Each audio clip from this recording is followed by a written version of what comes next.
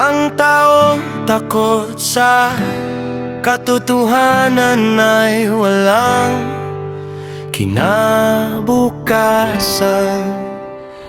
By Halsey Reggae.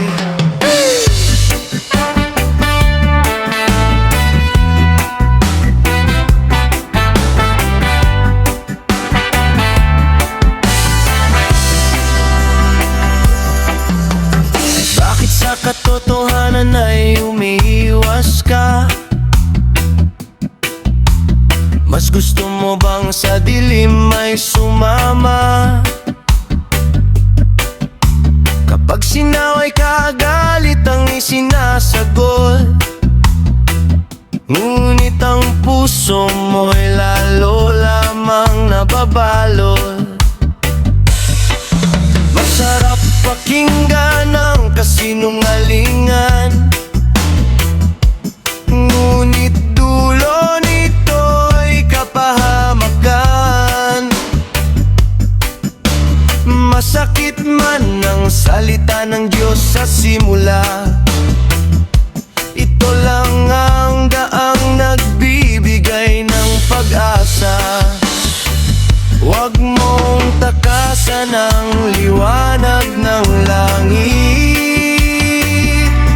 dahil ang katotohanan ng sa'yo'y magliligtas. Ang taong takot sa katotohanan ay walang kinabukasan. Kapag ang kasinungalingan ng iyong sandigan, paano ka makatayo sa paghuhukom ng may kapal? Magsisi ka habang may hininga pa, manumbalik ka sa Diyos na may awa. Si Jesucristo ang daan at katotohanan, sa Kanya lamang may tunay na kinabukasan. Huwag mong tawaging tama ang kasalanan, dahil lang ito'y tanggap ng sanlibutan. Hindi nagbabago ang banal na salita, kahit ang mundo'y tumalikod na. Ang sugat ng katotohanan ay nagpapagaling, ang halik ng kasinungalingan ay pumapatay rin.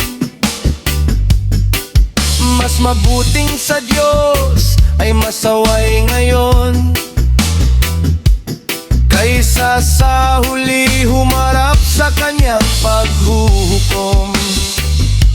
Anong silbi ng palakpak ng tao kung ang Diyos naman ang tinalikuran mo?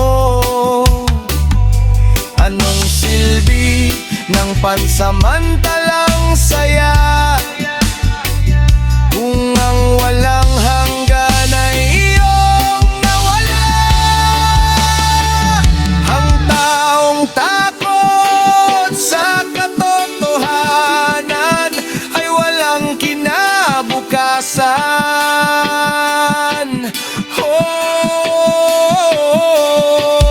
Huwag mong patigasin ang puso mong sugatan, habang pinatawag ka pa ng may kapal.